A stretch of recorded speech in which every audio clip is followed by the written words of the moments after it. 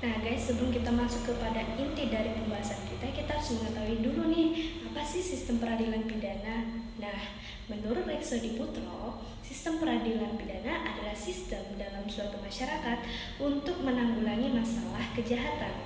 Yang dimaksud dengan menanggulangi kejahatan, yaitu sebagai usaha untuk mengendalikan kejahatan agar berada dalam batas-batas toleransi masyarakat. Nah, sebagai sarana penanggulangan kejahatan dengan pendekatan sistem peradilan pidana memiliki tujuan. Apa sih tujuannya? Nah, tujuan yang pertama adalah mencegah masyarakat menjadi korban kejahatan.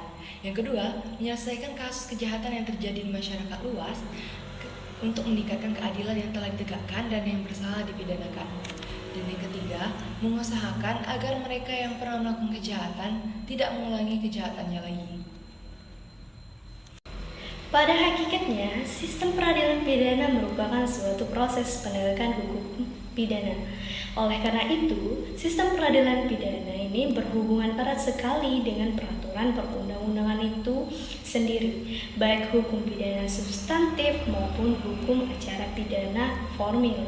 Nah, dikatakan demikian karena pada dasarnya merupakan penegakan hukum yang abstrak itu diwujudkan dengan penegakan hukum pidana yang konkret. Oke, istilah sistem peradilan pidana secara otomatis mengharapkan sistem tersebut bekerja secara berkaitan satu dengan yang lainnya, saling berhubungan dalam satu tujuan bersama. Oleh karena itu, sistem peradilan pidana dengan sendirinya disebut sebagai Integrated Criminal Justice. Dan pendekatan dalam sistem peradilan pidana ini memiliki ciri sebagai berikut. Yang pertama, titik berat pada koordinasi dan sinkronisasi komponen peradilan pidana, yaitu kepolisian, kejaksaan, pengadilan lembaga kemasyarakatan, dan juga advokat. Yang kedua, pengawasan dari pengendalian penggunaan kekuasaan oleh komponen peradilan pidana. Dan yang ketiga, efektivitas sistem penanggulangan kejahatan lebih utama dari efisiensi penyelesaian perkara. Dan yang keempat, penggunaan hukum sebagai instrumen untuk memantapkan administrasi of justice.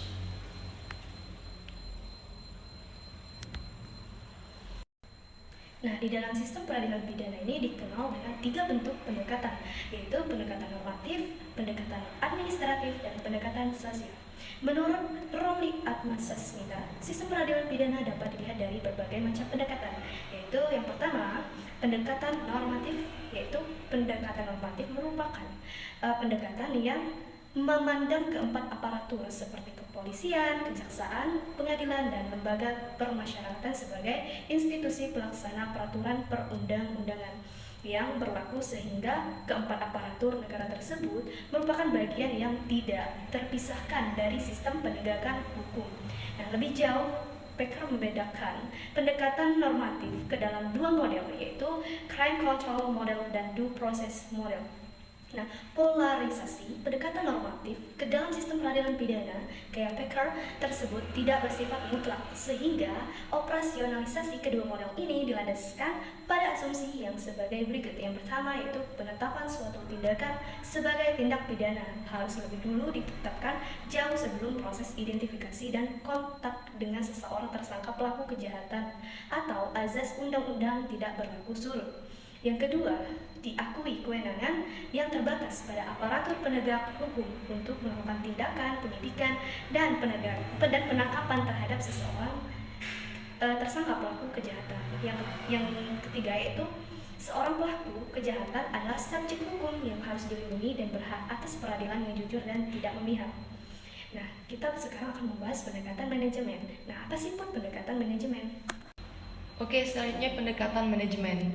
Apa sih itu pendekatan manajemen?